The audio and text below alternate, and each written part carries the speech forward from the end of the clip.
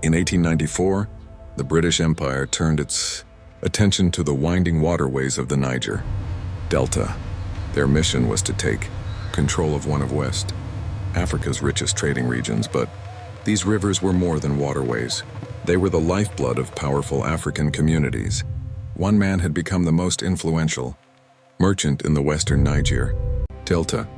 His name was Nana Olomu. The British believed they could break his power. They were wrong. Long before British gunboats arrived, the Niger Delta was alive with trade and tradition.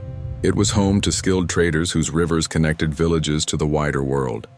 Among these communities, one leader earned respect through wisdom, trade, and diplomacy. His influence reached across the waterways that carried the region's wealth. Soon, that prosperity would attract the full attention of the British Empire. The Niger Delta was more than a network of rivers. It was the economic heart of West Africa. Palm oil, ivory, and other valuable goods passed through these waterways every day. Among the merchants, one name earned respect across the Delta, Nana Olomu. Through careful negotiation and trusted partnerships, he built extraordinary influence. His growing success would soon place him on a collision course with the British Empire. By the late 19th century, the Niger Delta had become one of Africa's most valuable trading regions. Palm oil from these waterways powered industries thousands of miles away. Whoever controlled this trade held immense economic power. Nana Olomu understood the value of these rivers better than anyone. But across the sea, powerful men were already making plans to take that control for themselves. Britain saw the Niger Delta as the key to expanding its influence in West Africa. British officials believed local trade should fall under their control. But the waterways were governed by African leaders who had managed trade for generations. Among them, Nana Olomu remained determined to protect his people's independence in trade. The collision between empire and local authority was now unavoidable. By the 1890s, British influence in the Niger Delta was expanding far beyond trade. British officials wanted open access to inland markets without local control.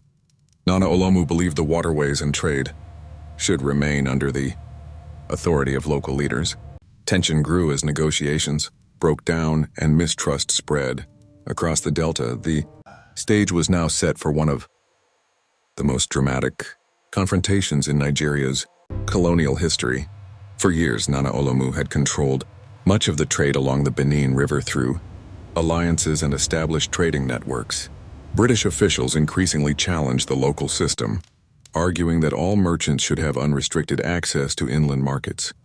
Nana believed those waterways were governed by long-standing local agreements, not foreign demands.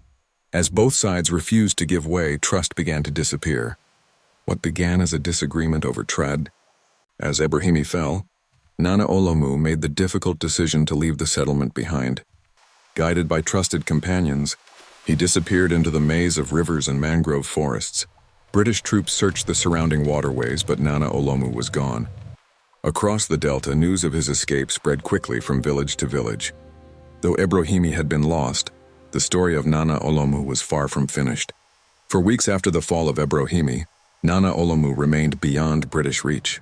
British officials continued searching, hoping to bring the conflict to an end. Nana Olomu knew that continued resistance would bring more suffering to his people. He made a decision that would shape the rest of his life. Rather than continue the conflict, Nana Olomu surrendered to British authorities. After his surrender, Nana Olomu was brought before British colonial authorities. The British found him responsible for resisting their authority and ordered his exile.